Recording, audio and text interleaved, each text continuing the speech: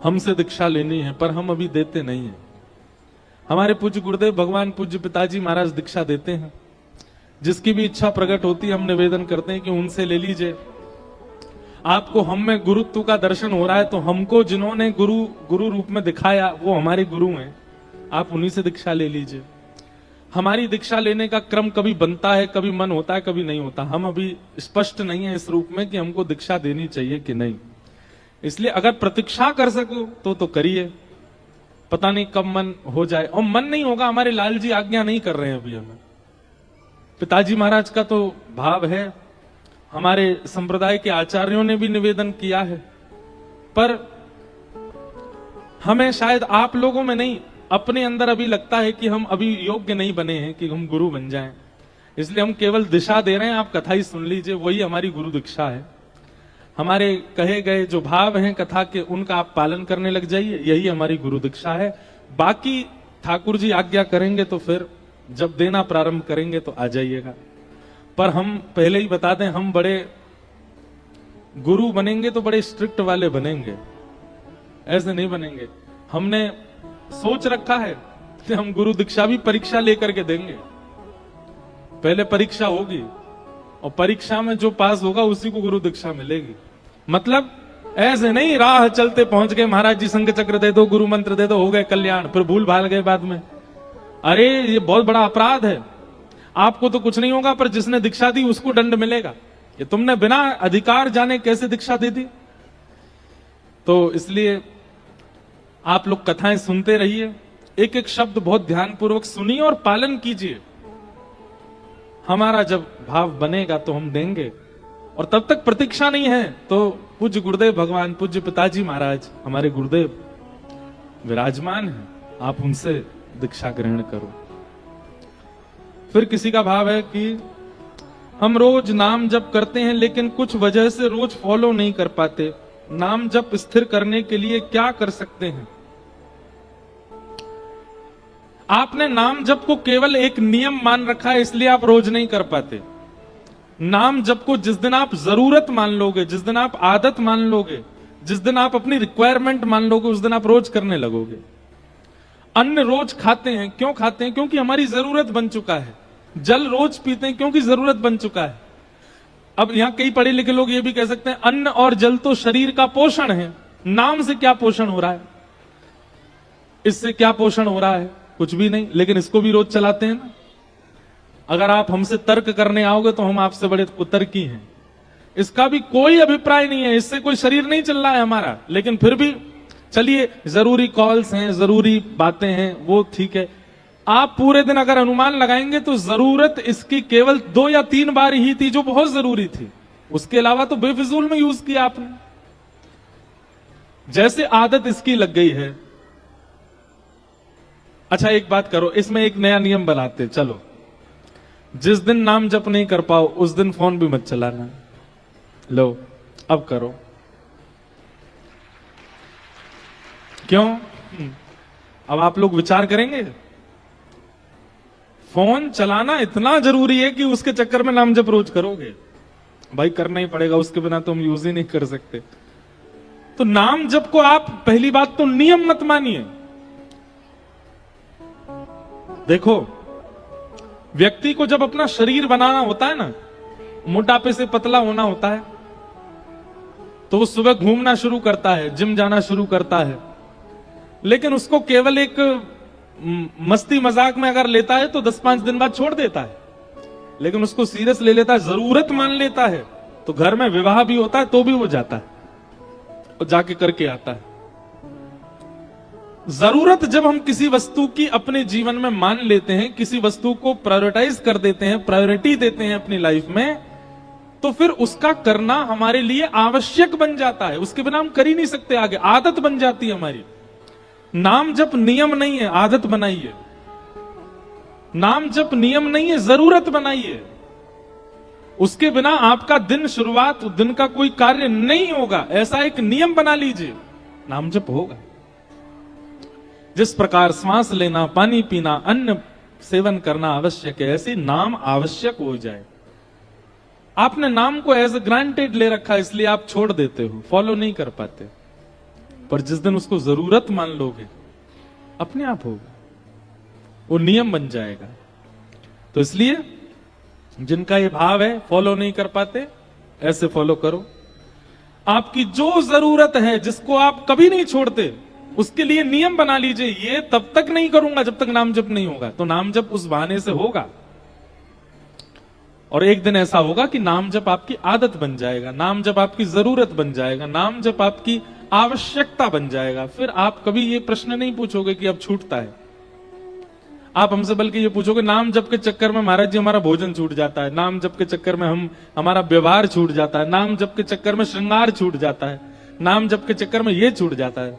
तब अच्छा, नाम जब प्रायोरिटी बन जाए। तो ये कुछ भाव थे। आज कथा क्रम बहुत ज्यादा है, इसलिए हम सीधे कथा में ही प्रवेश करें। क्रम मात्र पूर्ण करके कथा को आज विश्राम देंगे, बीच में कोई चर्चा मन में आएगी तो करेंगे। श्री गिरिराज धरण की जय। ठाकुर जी ने गिरिराज जी धारण किए। इंद्र को पता चला कि भाई मैंने बहुत बड़ा अपराध कर दिया, मैंने ठाकुर जी की परीक्षा ले ली। भगवान से आकर के क्षमा मांगने लगा।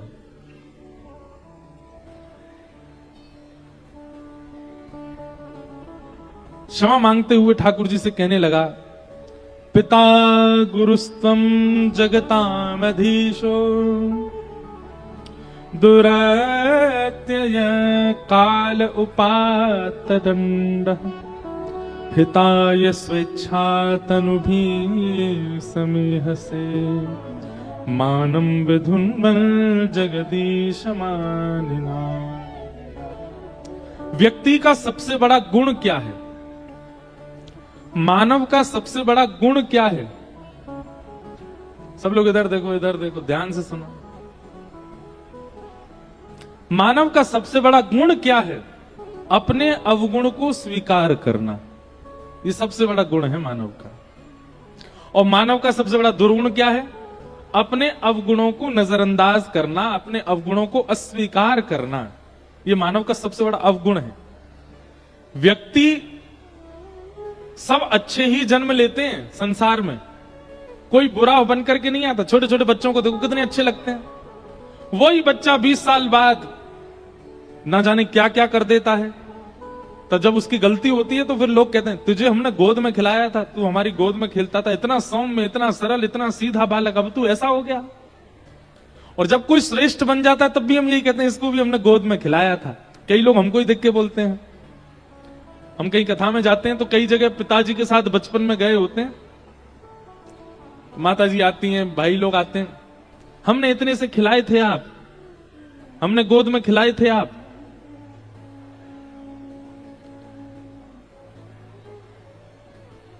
एक बार हम अपने जीवन की दूसरी कथा करने, पहली कथा द्वारिका में हुई, दूसरी कथा हुई हमारी न्यूयॉर्क में, अमेरिका में। तो जैसे ही वहां गए तो एक माताजी मिली एयरपोर्ट पर ही। जैसे ही बाहर आने लगा तो एक टॉफी मुझे दिखाने लगी ऐसे। मैं कहूं जय श्री कृष्णा। मैंने कहा जय श्री कृष्णा। नहीं पहचाने मुझे। मैंने कहा नहीं, आप 4 साल के थे तब आए थे अपने माता पिता के साथ, ये टॉफी मैं ऐसे दिखाती थी, दौड़ के आते थे मेरे पास। मैंने कहा अब कैसे दौड़ के आऊं मैया? और मैंने कहा तब दौड़ के आया तो गोद में ले लिया था, अब ले लोगी आप? और फिर वो 7 दिन तक उन्होंने कथा नहीं सुनी। जितने श्रोता आते थे सबको यही बताती थी, मैं ऐसे करती थी टॉफी, दौड़ के आते थे मेरे पास। कहने का अभिप्राय क्या है?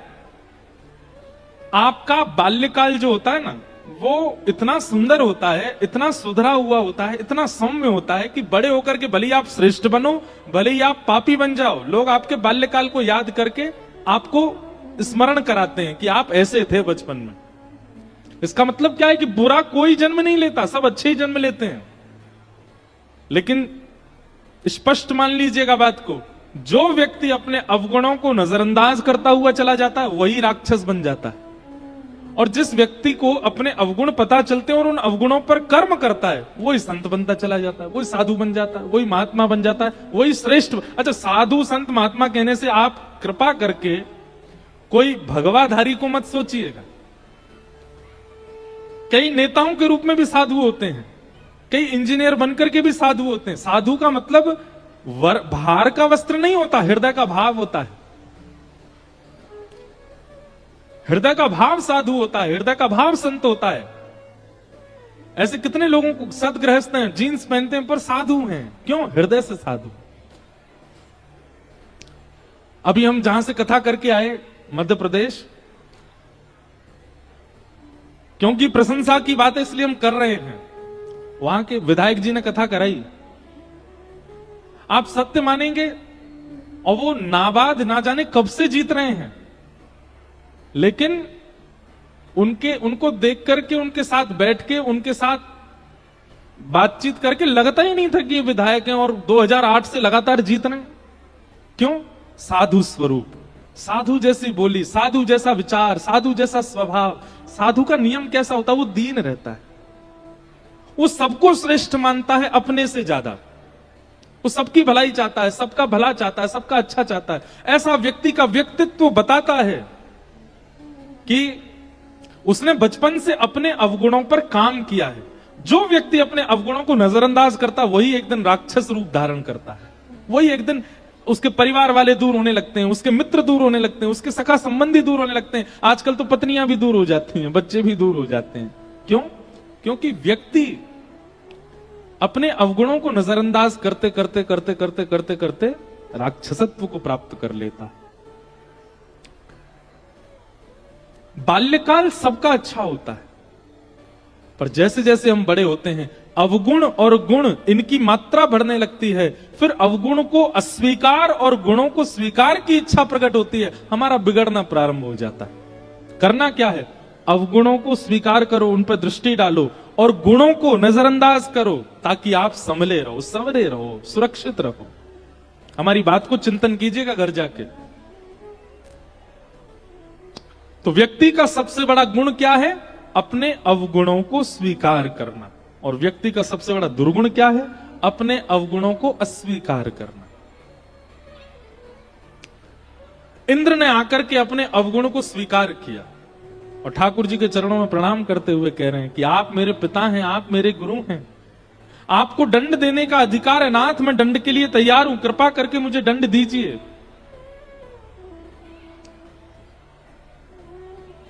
भगवान ने इंद्र को कहा, कोई दंड नहीं है, केवल अपने अभिमान में मत आया करो अपनी पदवी के। तुम इंद्र हो, इस बात का कभी अहम मत किया करो। बस यही तुमको हम कहना चाहते हैं, निस्वार्थ भाव से, निष्कलंक भाव से और अभिमान स्वाभिमान से विमुक्त होकर के, दीन बनकर के अपनी पदवी का पालन करो, जाओ। और इंद्र को भगवान ने क्षमा कर दिया। गोवर्धन लीला विश्राम हुई। सब ब्रजवासियों ने ठाकुर जी को अपनी गोद में उठा लिया, सब नाचने लगे, आनंद करने लगे। इंद्र ने जो स्तुति गाई थी वो देवताओं के, ब्रजवासियों के सामने नहीं गाई थी, एकांत में गाई थी। गायों ने भगवान का नाम रखा गोविंद। ये गोविंद नामकरण ठाकुर जी का गायों के द्वारा किया गया। एकादशी व्रत की महिमा बताई गई। जिस प्रकार देखो, प्रेम का एक स्वरूप होता है कि आप अपने प्रेमी के लिए कुछ त्यागते हो तो आप प्रेमी माने जाते हो। बहुत ध्यान से सुनिएगा सब लोग, इधर देखिए। आप अपने प्रेमी के लिए कुछ त्यागते हो तो आप प्रेमी माने जाते हो। और क्षमा कीजिएगा, जहां आप कुछ नहीं त्यागते, आप पहले ही अपनी पत्नी को बोल देते हो, मेरा तो ऐसा नियम है, मैं तो ऐसे रहता हूं, ये खाता हूं, वो खाता हूं, यहां जाता हूं, वहां जाता हूं, ये करता हूं, वो करता हूं, ऐसा है, ऐसा है, ऐसा है, तुम देख लो, तुम रह सको तो।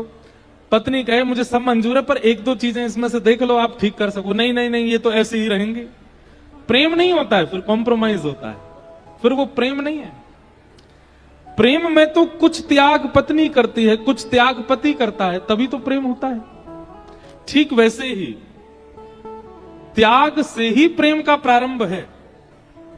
एकादशी के दिन वैष्णव यदि अन्न नहीं त्याग पाते हैं तो कैसा प्रेम है ठाकुर जी के प्रति। आप एक दिन अन्न नहीं खाते, अपने प्रेम के, एकादशी के बहुत महात्म्य है, पर एक महात्म्य यह भी है कि आप अपने प्रेमी के लिए, आप अपने ठाकुर जी के लिए, आप अपने गोपाल जी के लिए एक दिन अन्न सेवन नहीं करते, त्याग दिखाते हैं, त्याग करते हैं। और त्याग, एक और बात, मैंने एक शब्द बोला दिखाते हैं, दिखाते नहीं, दिखा करके नहीं करना है, बता करके नहीं करना है, शोर करके नहीं करना। त्याग तो कर दिया जाता, पता भी नहीं चलता सामने वाले को। वो प्रेम का त्याग उचित है। आप सौभाग्य मान करके अन्न मत पाया कीजिए एकादशी के दिन, कोई जबरदस्ती नहीं। आज तो एकादशी खाना ही नहीं है मुझको, मेरे सामने अन्न मत खाना, मन कर जाएगा नहीं तो मेरा, ए रोटी मत खा, चल उधर जाके खा, मुझे दिखाई नहीं देना चाहिए, ऐसी एकादशी नहीं। एकादशी सौभाग्य मान करके करो, चाहे 56 भोग कोई आपके सामने खा रहा हो। नहीं, आज तो हम अपने प्रियतम के लिए व्रत किए, आज चाहे बहुव्यंजन सामने आ जाएं, नहीं पाएंगे। करवा चौथ का व्रत एक पत्नी सौभाग्य मान करके करे तो उसका लाभ है, केवल एक रिचुअल मान करके, एक परंपरा मान करके करे, उसका कोई लाभ नहीं। तो एकादशी, उस दिन अन्न में पाप का निवास होता है, इसलिए कृष्ण भक्त वैष्णव एकादशी के दिन अन्न नहीं पाते। अब लेकिन हमारे वृंदावन में जाओ, वहां पर हरिदासी परंपरा, हरिवंशी परंपरा, वहां पर एकादशी व्रत नहीं होता। उनके यहां एकादशी का नियम नहीं है, तो वहां उनकी पद्धति अगर देखोगे तो उस पद्धति में नहीं करना ही उचित है, क्योंकि वहां आचार्यों ने मना किया। हरिवंशियों का भाव ऐसा है कि भाई कल ठाकुर जी ने भोग लगाया, हम कल नहीं पा पाए, कल थी 10वीं और आज है एकादशी, तो कल ठाकुर जी को जो भोग लगा, आज वो भोग ही है, वो अन्न नहीं हो सकता, हम उसको पाएंगे। ठाकुर जी को पधराने के बाद कोई अन्न नहीं है, सब प्रसाद है, प्रिया प्रियतम का अधरामृत है, हम तो पाएंगे। तो इसलिए उस परंपरा में एकादशी ना करने का नियम है, वह उस परंपरा के अनुसार उचित है। विवाह की परंपरा सब जगह अलग अलग होती है, हिमाचल में अलग है, उत्तर प्रदेश में अलग है, राजस्थान में अलग है, बंगाल में अलग है, दक्षिण में अलग है, कश्मीर में अलग है। परंपरा पद्धति अलग हो सकती है, पर है तो विवाह। ठीक वैसे ही कहीं कहीं एकादशी का नियम नहीं है, लेकिन आपको अपनी परंपरा देखनी, हम किस परंपरा से, उसमें एकादशी है तो हमें करना है। कई स्कूल होते हैं वहां पे यूनिफॉर्म होती है, कई स्कूल होते हैं वहां यूनिफॉर्म नहीं होती, बच्चे घर के कपड़ों में आते हैं। तो सब स्कूलों का अपना अपना नियम है, पढ़ाई तो हो रही है ना। ठीक उसी प्रकार एकादशी करना एक वैदिक नियम है, लेकिन अगर आप किसी परंपरा से हैं, जैसे कि हरिदास परंपरा से, जैसे कि हरिवंश परंपरा से, उस परंपरा में अगर आप व्रत नहीं करते हो तो कोई दिक्कत नहीं। आज तो बहुत ही हल्ला कर रहे हैं पीछे वाले, कोई उनको कह दो भैया ने शांति हो जाए तो हम धीमे धीमे कथा सुना दें। हमको बहुत शांति प्रिय लगे तो फिर और अच्छे भाव आते हैं। कोई पीछे वाले हो तो कह देना, और कोई बोल रहा हो तो आप अगल बगल में कह दो भैया ने शांत जाओ। ऊपर वाले भी पीछे जा जाके बोल रहे हो भैया शांति से बैठो सर। तो अब जैसे जगन्नाथपुरी में भी एकादशी नहीं होती, वहां एकादशी का भाव अलग है। जगन्नाथपुरी में एकादशी क्यों नहीं होती, सुनो।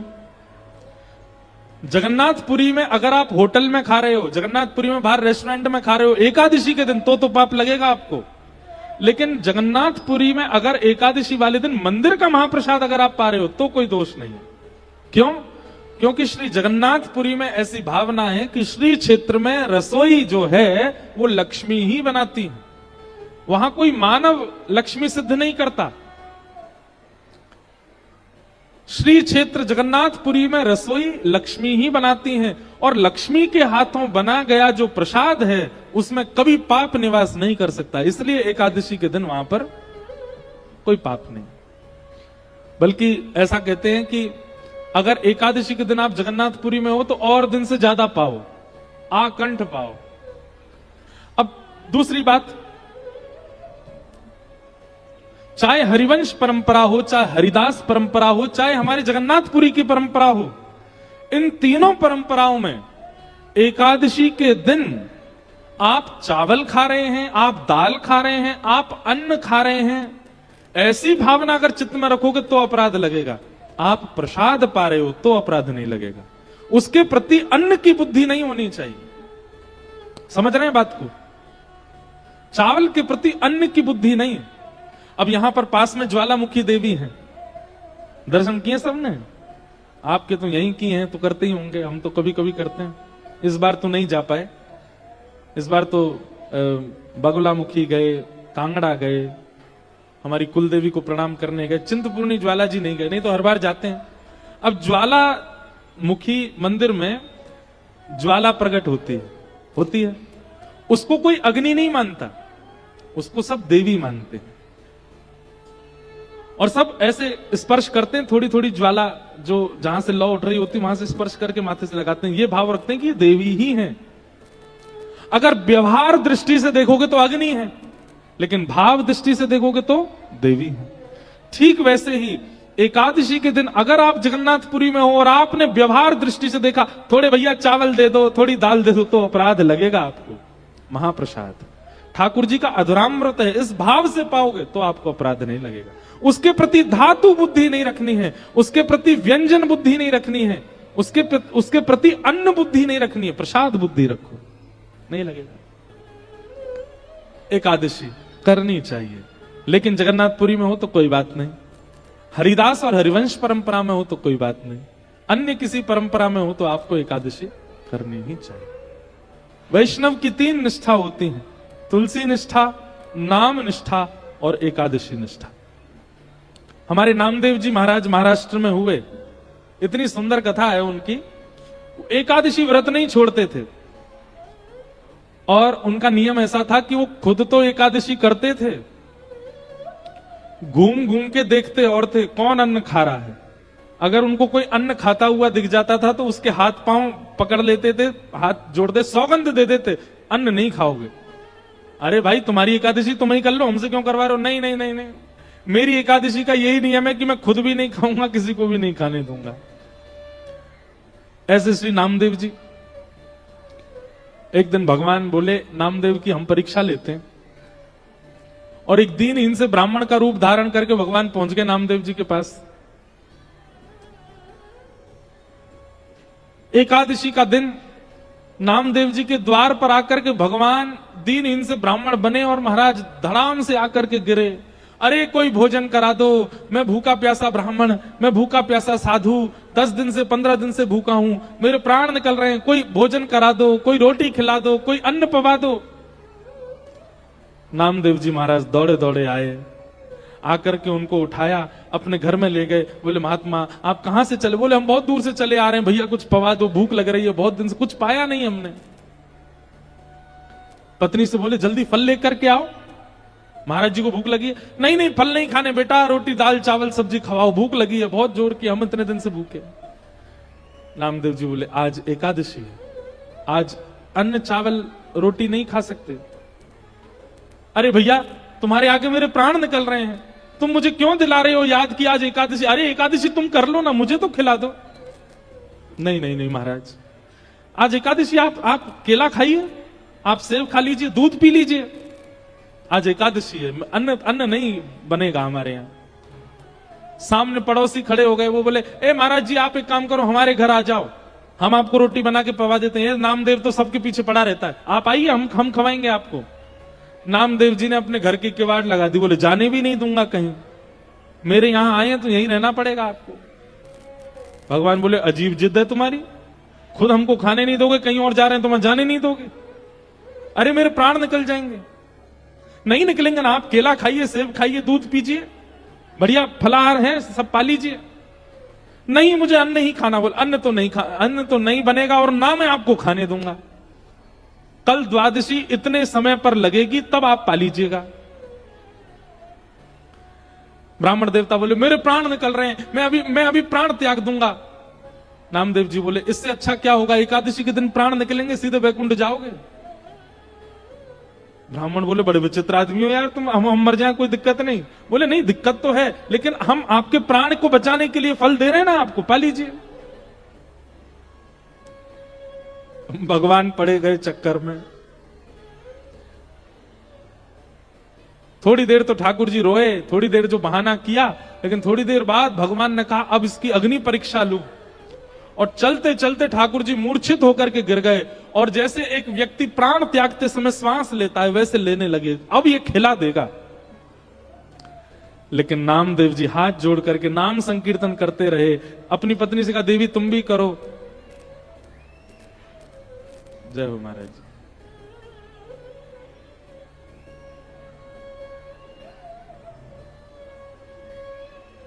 तुम भी करो, विराज जाओ महाराज जी। नाम संकीर्तन करने लगे, सब अड़ोसी पड़ोसी चिल्लाने लगे, अरे नामा तेरे यहां आज संत प्राण त्याग देंगे, अरे कम से कम कुछ खिला दे।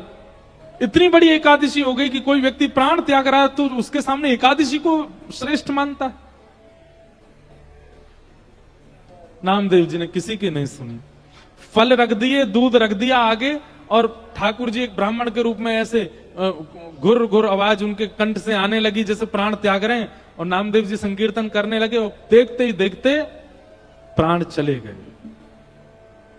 जैसे ही प्राण गए नामदेव जी महाराज रोने लगे, और रोते हुए बोले देवी आज हमारी एक निष्ठा की वजह से, हमारे एक नियम की वजह से एक संत के प्राण गए हैं।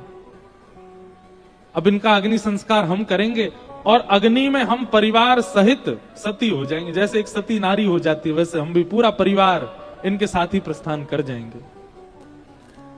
और चिता जला करके उन ब्राह्मण देवता का शरीर रखा, उसी पर नामदेव जी बैठ गए, पत्नी को भी बैठा लिया, पूरे बच्चों सहित बैठ गए। जैसे ही चिता में अग्नि लगाई, ब्राह्मण के रूप में साक्षात शंख चक्र गदा पद्मधारी श्रीमन नारायण प्रकट हो गए। चिता में से नामदेव जी को खींच करके हृदय से लगा लिया। अरे मेरे नामा, मान गए भैया, तुम्हारी निष्ठा को मान गए हम। जय हो। और श्री नामदेव जी की एकादशी निष्ठा की स्वयं ठाकुर जी ने परीक्षा ली, और धन धन्य कह करके ठाकुर जी प्रस्थान कर गए। वैष्णव की 3 निष्ठा है, एकादशी, नाम निष्ठा, एकादशी निष्ठा और तुलसी निष्ठा। इन 3 निष्ठाओं का पालन करे वैष्णव। एकादशी व्रत का महत्व बताया गया, आगे रास पंचाध्याय प्रारंभ होता है कि भगवान पिता रात्रि शरदोत्फुल्ल मल्लिका विक्षरन्तुं मनश्चक्रे योगमायामुपाश्रिता। भगवान पिता रात्रि, रास। मैं कहा करता हूं रस और रास ये 2 शब्द हैं। हमारी भक्ति का प्रारंभ होता है रस से, और हमारी भक्ति का गंतव्य होता है रास। सब लोग इधर देखिए, सावधानी से सुनिएगा। आपने तिलक लगाना शुरू किया, कंठी पहननी शुरू की, नाम जप करना शुरू किया, कथा सुनना शुरू किया, वृंदावन जाना प्रारंभ किया, ये रस है। ये प्रारंभिक स्थिति, इसी को रस कहते हैं।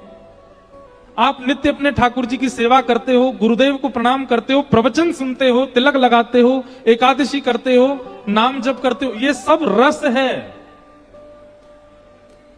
मतलब आप प्रयास कर रहे हो ठाकुर जी की प्राप्ति का, ये रस है। लेकिन ठाकुर जी प्रयास करें आपकी प्राप्ति का, वो रास है, वो रास है।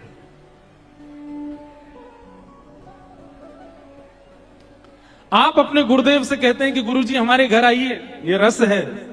लेकिन किसी दिन अचानक गुरुजी आ ही जाएं बिना बताए, घर के दरवाजे की बेल डोर बजी और सामने गुरुदेव खड़े हैं, ये रास है। जहां आप प्रयास करते हैं अपने प्रियतम की प्राप्ति का, वो रस है। पर आपका प्रियतम सहज होकर के स्वयं आ जाता है आपके सन्मुख, वो रास है। अभी हम आप सब लोग रस में व्यवस्थित हैं, पर कभी कभी रास का अनुभव होता है, कभी कभी रास हो जाता है। आपने कुछ नहीं किया, आपने कोई प्रयोजन नहीं किया, पर ठाकुर जी ने कोई लीला ऐसी की, उस लीला से आप ठाकुर जी के सन्मुख आ गए। वो रास है। अगर आपको रास का अनुभव नहीं होता है, हमारी बात पता नहीं आप लोग समझे कि नहीं कि रास कहते किसको है। रास का अनुभव अगर आपको नहीं हुआ है तो इसका मतलब आप रस में कोई कमी कर रहे हो।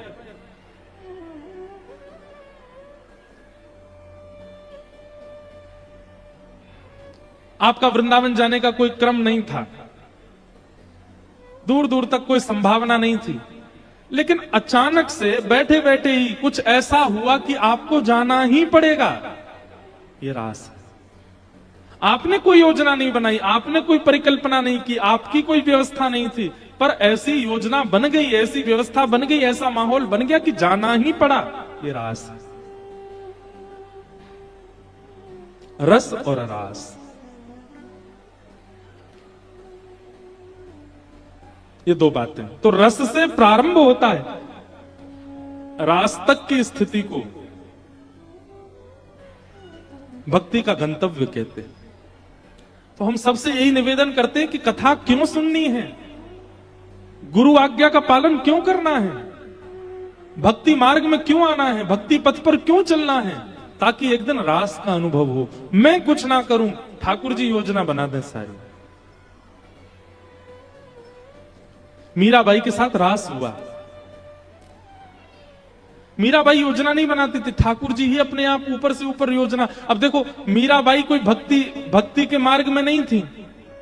एक दिन बस एक बारात जा रही थी मेड़ता में, और बारात देख करके छोटी सी मीरा ने अपनी मां से कहा, मां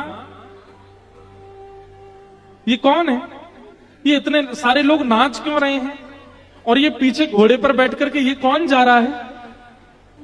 तब मां ने बताया, बोले ये बारात है, और ये दूल्हा पे जो ये घोड़ी पर जो बैठा है ये दूल्हा है, ये एक कन्या से विवाह करने जा रहा है, और विवाह करके फिर हमेशा के लिए कन्या को अपने घर ले जाएगा। मीरा बोली, विवाह कन्या का होता है। मीरा की मां बोली, हाँ कन्या का होता, मैं भी तो कन्या हूं, मेरा भी ब्याह होगा। बोला, हाँ तेरा भी ब्याह होगा। अब तो मीरा इतनी सोच में चली गई, मेरा दुल्हा कौन होगा, मेरे दुल्हा कौन है, मेरे लिए बारात लेकर के ऐसे दुल्हा बन करके सेहरा पहन करके घोड़ी पे बैठ के कौन आएगा। मां कहने लगी, अभी कोई उम्र है तेरी पूछने की, चल मीरा अपने काम कर। नहीं, अब तो बालक की भांति पीछे पड़ गई, बताओ ना मेरे दुल्हा कौन है, मेरे दुल्हा कौन है, मेरे बींद कौन है,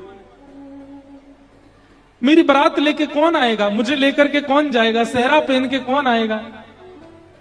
उठते बैठते चलते फिरते सोते हर समय मीरा यही पूछती रहती, मेरे दुल्हा कौन है, मेरे दुल्हा कौन है। छोटी सी मीरा।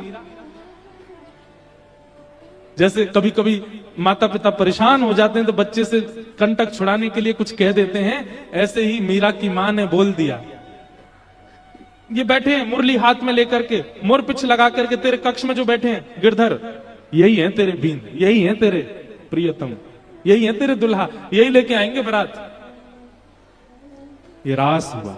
मीरा ने कुछ नहीं किया, ठाकुर जी ने ही मीराबाई की मां के मुख से स्वयं उच्चारण करवा दिया कि ये तेरे प्रियतम है। और मीराबाई एक बाल बुद्धि, एक छोटी बालिका, विश्वास कर लिया मां की बात पर। अब तो उसकी दृष्टि बदल गई। अब वो जब जब देखती हैं तब ठाकुर जी से कहती हैं, जब आप आओगे तो ऐसा वाला सेहरा पहन के आना, जब आप आओगे ऐसी घोड़ी पर बैठ के आना। मैंने सुना है आपके मित्र हैं महादेव, उनको भी ले आना बारात में। मैंने सुना है ब्रह्मा जी भी आपके मित्र, उनको भी लेके आना। सुनो, ऐसी बात करती है एकांत में।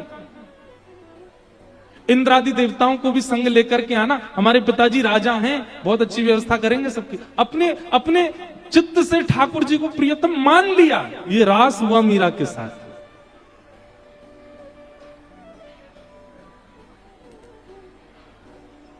मीरा ने संबंध नहीं बनाया, ठाकुर जी ने बनाया। हम लोग रस में स्थित हैं, हमारी भजन की स्थिति रास में पहुंचे, उसके लिए कथा सुन रहे हैं।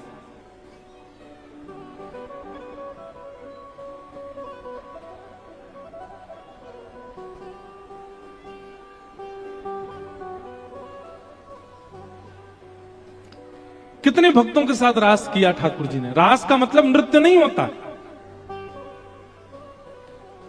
हमारे दक्षिण में तिरुपति बालाजी है, नाम सुना है? तिरुपति बालाजी। तो तिरुपति बालाजी दर्शन करने के लिए एक आचार्य चरण दर्शन करने गए। जेठ के महीना में गए, बहुत गर्मी, और गर्मी में भी पहाड़ जो होते हैं वो और ज्यादा तपते हैं। पहाड़ पर हैं तिरुपति बालाजी, नारायण भगवान का मंदिर है।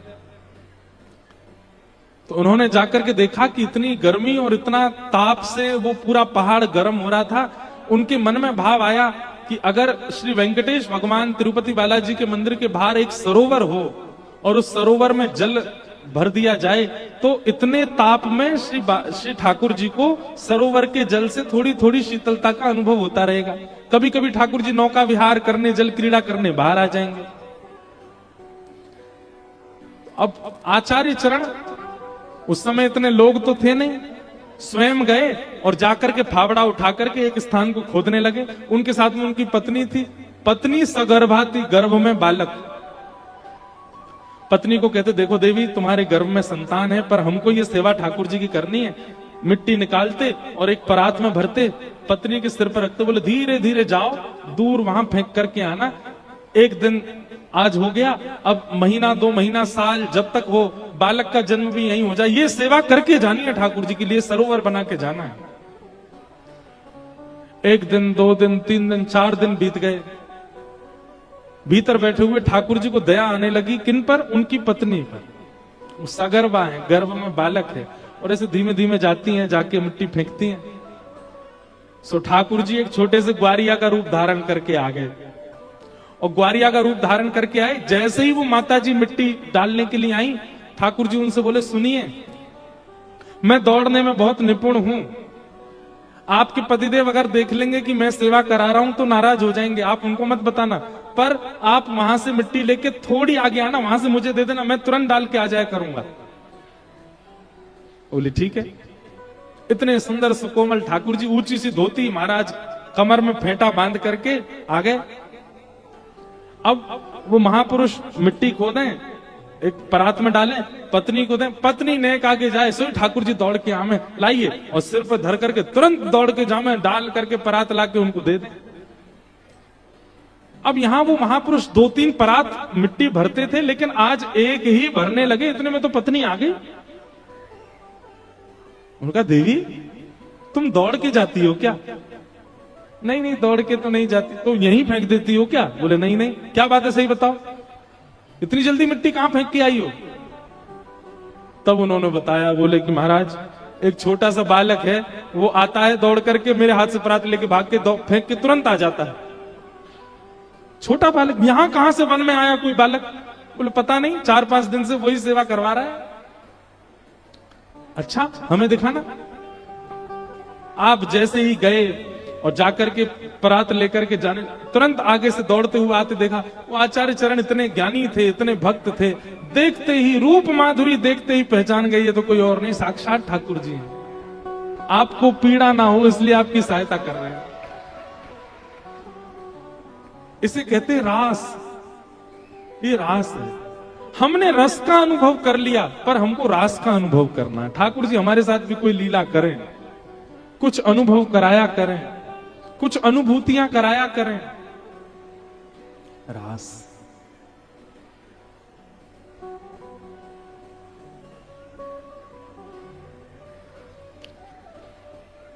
तो रस तो है, पर रास भी हो।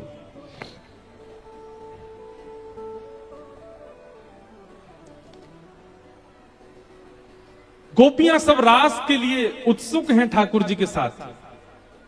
रास का मतलब नृत्य नहीं है, रास का मतलब प्रायोरिटी देना। अभी हम मंच पे बैठे हैं, आप सब लोग सामने, कई बालक आते हैं, कई माताएं आती हैं, कोई कुछ लिखाने लाते हैं, कोई कुछ देने आते हैं, पर अब हम क्या करें, इकलौते हैं, इतने सारे लोगों के बीच से जाना तो है ही है।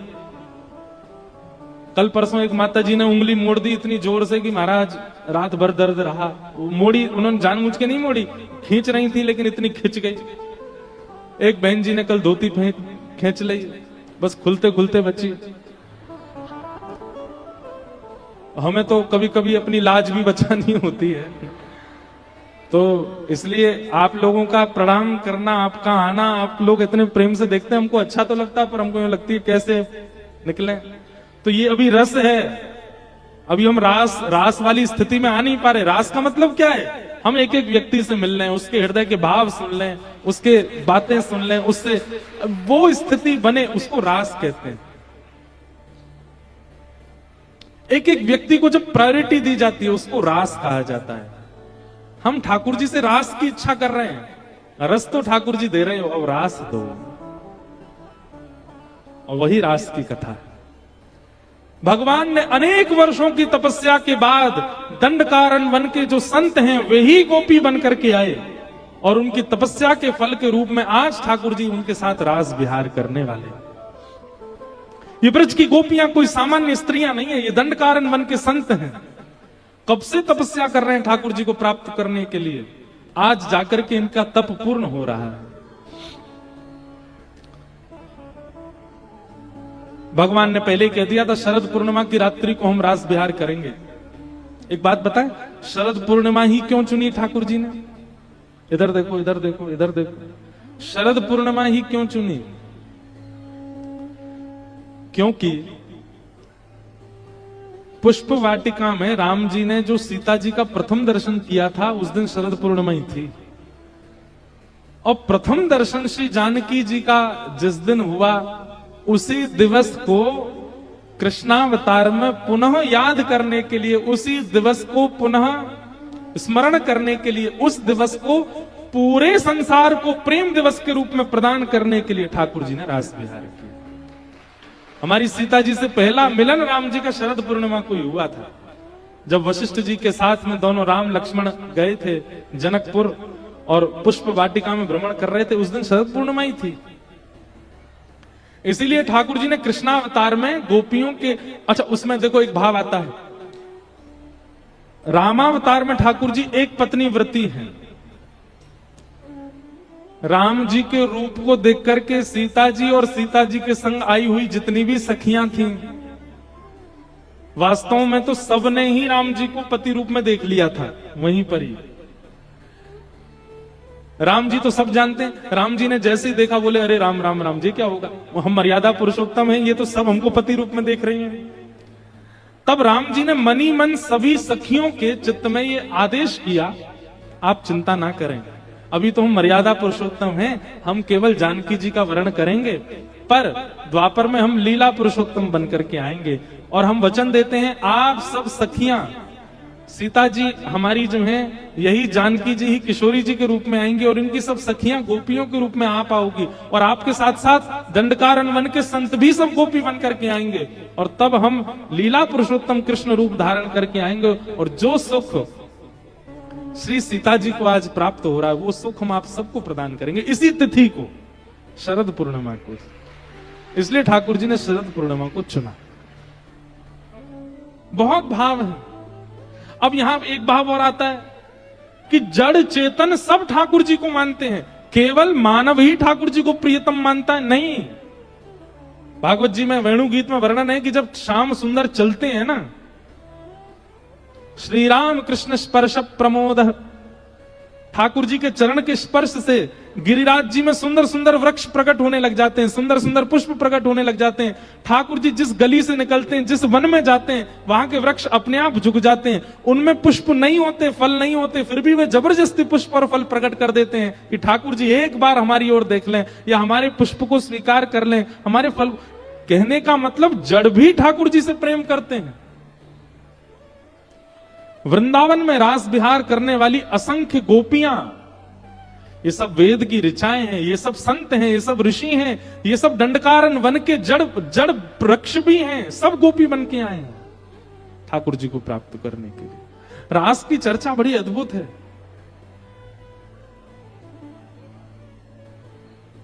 भगवान ने सब गोपियों को आश्वासन दिया कि हम शरद पूर्णिमा को रास करेंगे, और आज जैसे ही पूर्णिमा का चंद्रमा प्रकट हुआ आकाश में, और आज पूर्णिमा ही है, पूर्णिमा है ना, आज पूर्णिमा है, ले अपने आप ही आ गई पूर्णिमा।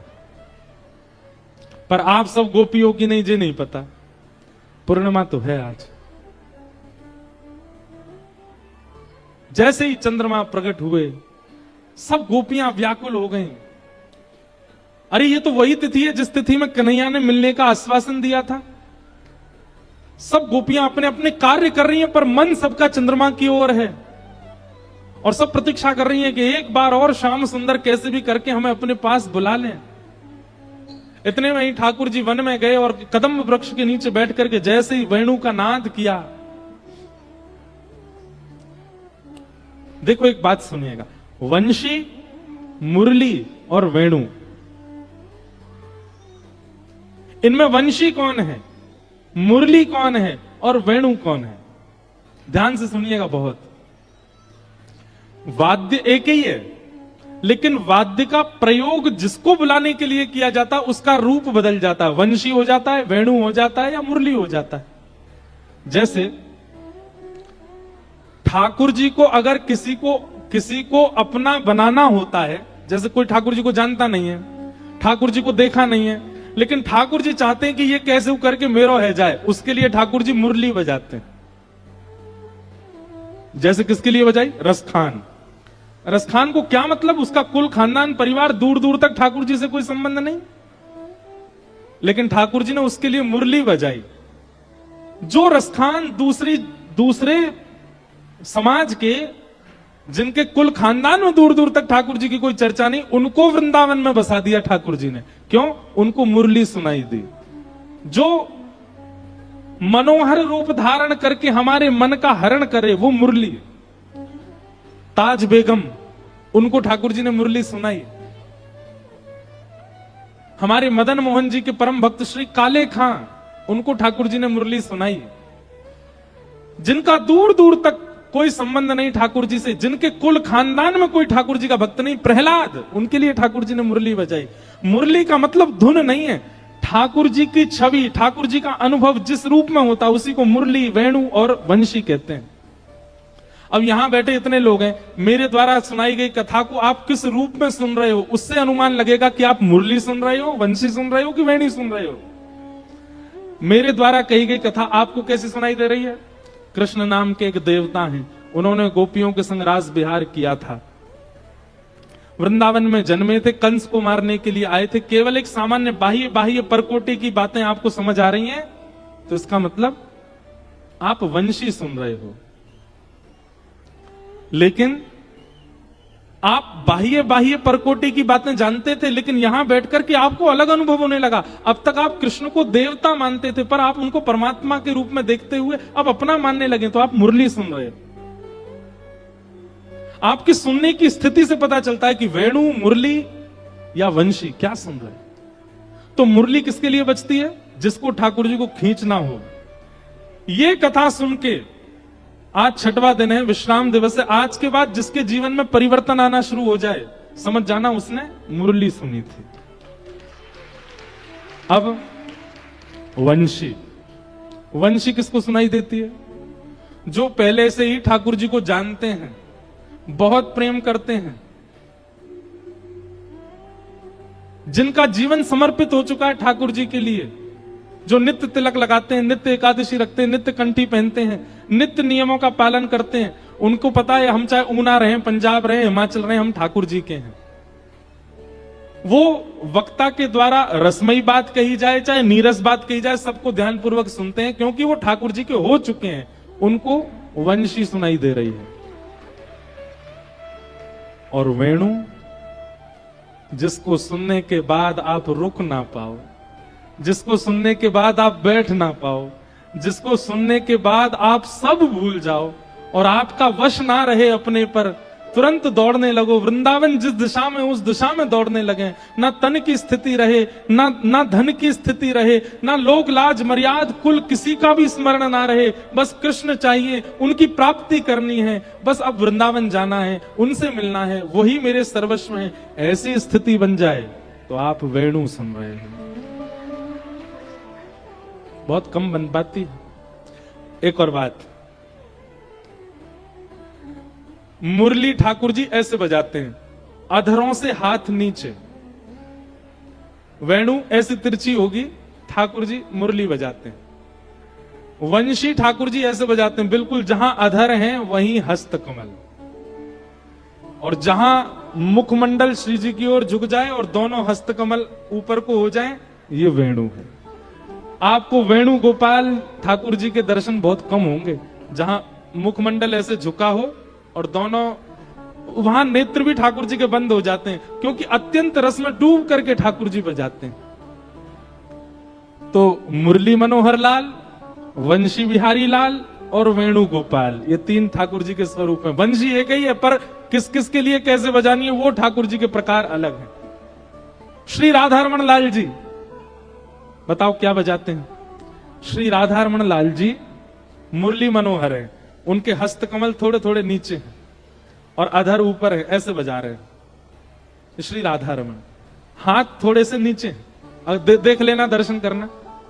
बिहारी जी, उनके हाथ बिल्कुल ऐसे सीधे हैं, यूं हैं, दोनों हाथ बराबर में। ये क्या बजा रहे हैं? वंशी बजा रहे हैं। बिल्कुल जहां अधर है वहीं हस्तकमल होंगे।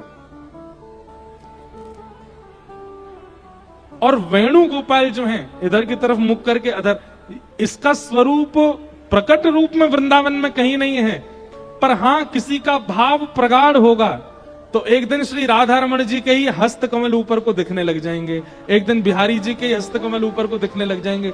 जिस दिन ठाकुर जी के श्रृंगार में आपको यह अनुभव हो, जाके अब की देखना, बिहारी जी के हाथ नीचे दिख रहे हैं कि ऊपर हैं, राधा वल्लभ जी नीचे हैं कि ऊपर हैं, राधा, जिस दिन ये हस्त कमल नीचे से आपको एक क्षण के लिए लगे कि नहीं ऊपर की ओर हैं, अधर से ऊपर हैं, समझ जाना अब ठाकुर जी वेणु बजा रहे हैं और आप रास के प्रवेश के लिए अधिकारी बन चुके हैं।